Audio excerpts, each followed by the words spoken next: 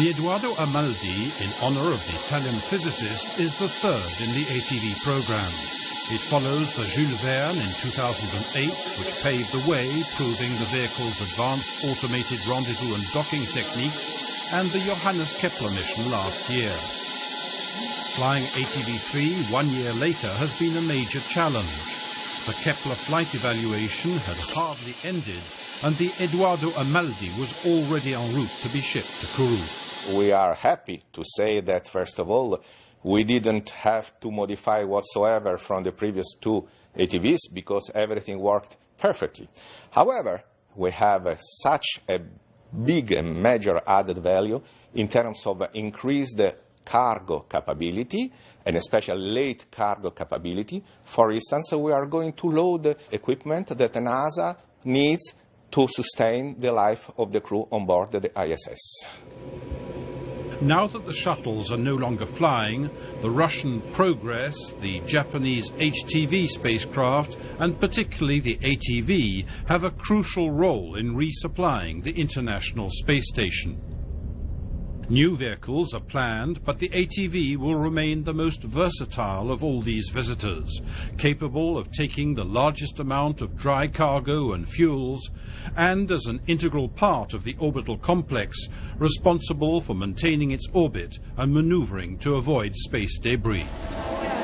Practically 6.5 tons has been loaded on the Edoardo Amaldi, 2.2 tons of dry cargo in its carrier racks, and in its reservoirs 280 kilos of water, 100 kilos of oxygen and air, 860 kilos of propellants to be transferred to the space station, and more than 3 tons to control the attitude and to reboost the orbital complex. The dry cargo includes clothing, spare parts, equipment, crew personal belongings, no doubt surprises from their families, and a few of the container bags loaded only a few days before launch will have fresh food. Food is of course a nice thing to receive in the station, and especially fresh food.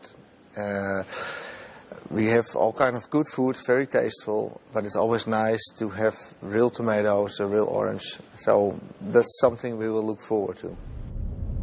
ATV-3 will have 10 days after launch to rendezvous and dock with the International Space Station in a series of now familiar automated phases, but which this time will be monitored even more closely by teams at the ATV Control Center in Toulouse.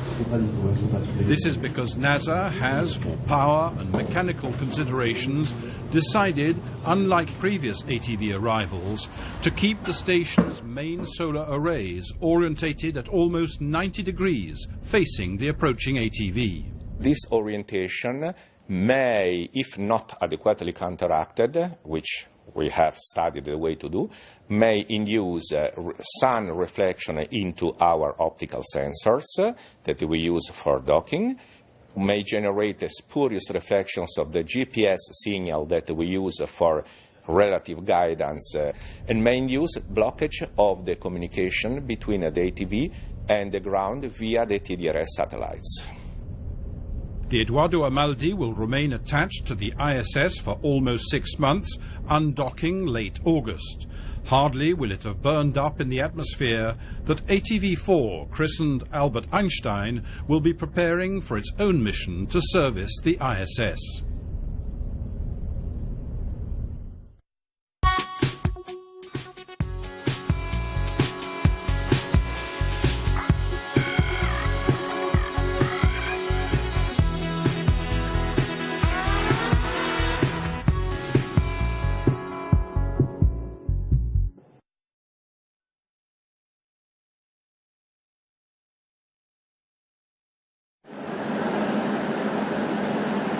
When a rocket's fairing is gently lowered over a payload, this moment called encapsulation is always a moving one for the satellite teams.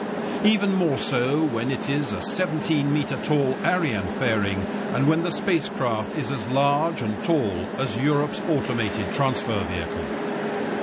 Following the nominal schedule, this delicate operation took place on the 27th of February. It followed a few days after the last remaining items of dry cargo had been loaded into the ATV. The bridge and mechanical elevator apparatus fitted over the upright spacecraft already attached at the summit of Ariane 5 allows access to the pressurized cargo section of the ATV. It was first used on the ATV-2 mission last year when 29 bags were added. This time, 55 white bags were lowered through the 80-centimeter diameter docking hatch. The first item to be lowered into the Eduardo Amaldi was a large and hefty 60-kilogram piece of NASA life support equipment for the ISS. NASA did not have this wastewater and urine recycling unit ready for the main dry cargo loading which took place last November. It's difficult to estimate the station needs so early on. So this late cargo loading gives us and NASA and all the partners for the space station much more flexibility in deciding what the station needs are and being able to load cargo as late as possible. NASA's request to take this up to the ISS coincided with development that ESA had already initiated to improve this late loading capacity for the next ATV-4 and ATV-5 flights. ESA and the Swiss manufacturer of the lift assembly were thus able to adapt and check it out for use on the present mission. When the fairing was installed, all the teams thought it was their last opportunity to see the spacecraft. But a few days later, a redundant routine investigation evaluating photos taken after loading identified an issue on how 2 cargo bags were strapped inside the ATV. In this space business, no matter how late a problem arises, it is always better to be safe than sorry. The issue had to be addressed. And so a decision was taken to postpone the 9th of March launch to allow the fairing removal and the reinstallation of the late loading system. An operator was able to descend and check things out in the ATV's pressurized compartment to make sure that the flight and delivery to the ISS will be smooth and flawless.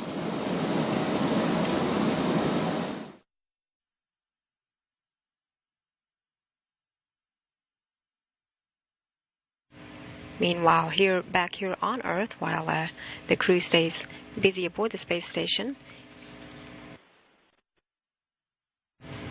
preparation and readiness continues at the Ariane Space Launch Site in Kourou, French Guiana, for tonight's launch of the European Space Agency's Ariane 5 rocket that will deliver the Eduardo Amaldi, that is the automated transfer vehicle 3 cargo ship carrying with it 7 tons of cargo for the crew.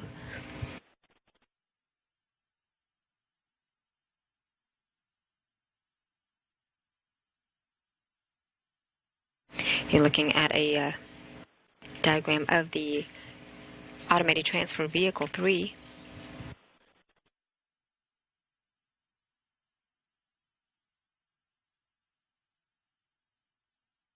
That particular vehicle has 3 main sections of the spacecraft. It has a propulsion module that has 4 main engines and 20 smaller thrusters for attitude control. It also has an avionic module and an integrated cargo carrier. The avionic module is where most of the electronics that are required for the mission objectives are held, and also in the integrated cargo carrier, it is the portion that actually attaches directly to the ISS. The spacecraft will be docking to the aft port of the Russian Zvezda service module.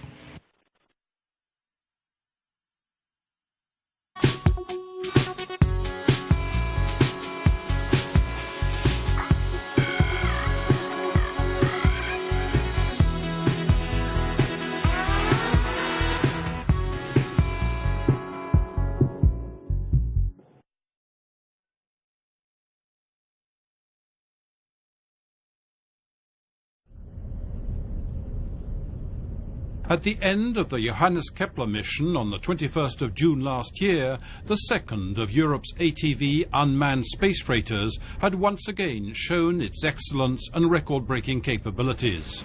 But there was no respite for the program teams. Some grabbed a short holiday, whilst others, at EADS Astrium in Bremen, prepared to ship the next ATV to Kourou. an extremely tight schedule that has perhaps been the greatest challenge. ATV stays about 6 months in orbit, and already during the 6 months you're doing a stepwise evaluation of that flight. The results from this flight evaluation have to be directly implemented in the next unit, which is already integrated on ground. So when we have finished the post-flight evaluation, there is only 1 month remaining before we ship the next one. The Eduardo Amaldi arrived in Kourou at the end of last August and has since been assembled and tested before most of the cargo was loaded and the spacecraft fueled. Previous flights having been so successful, very few things have been changed. One of them, though, has been to optimize the spacecraft's protective shielding. We have made the deeper calculations in terms of probability of impact with the debris or external bodies during the ATV lifetime in orbit, and these improved calculations have allowed us to reduce a little bit the thickness of this protective material in order to save about 45 kilograms of mass that we can use to load more cargo.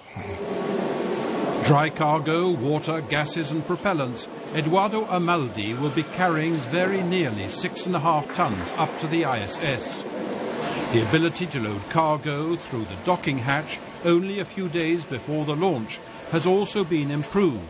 A heavy urine recycling unit will be taken up for NASA to the ISS astronauts. They, of course, have their own stock of potable water that would have guaranteed anyway the survival of the crew for a very long time, but they preferred to have the new equipment loaded on ATV, and since the mass of this equipment is 75 kilograms, which exceeds what we were able to carry on the last late cargo, which was 30 kilograms, we had to develop, and we tested successfully recently, a new technology, a new type of operation.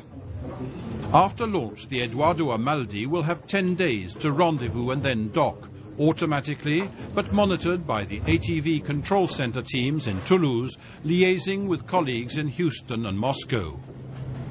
Unlike for previous ATV visits, several ISS solar arrays will be deployed practically at right angles to the arriving vehicle. Ground controllers have trained how to cope with possible reflections that could interfere with the ATV's optical sensors and relative GPS. Compared to the two previous flights, there's a slightly greater risk of not being able to dock at the very first attempt.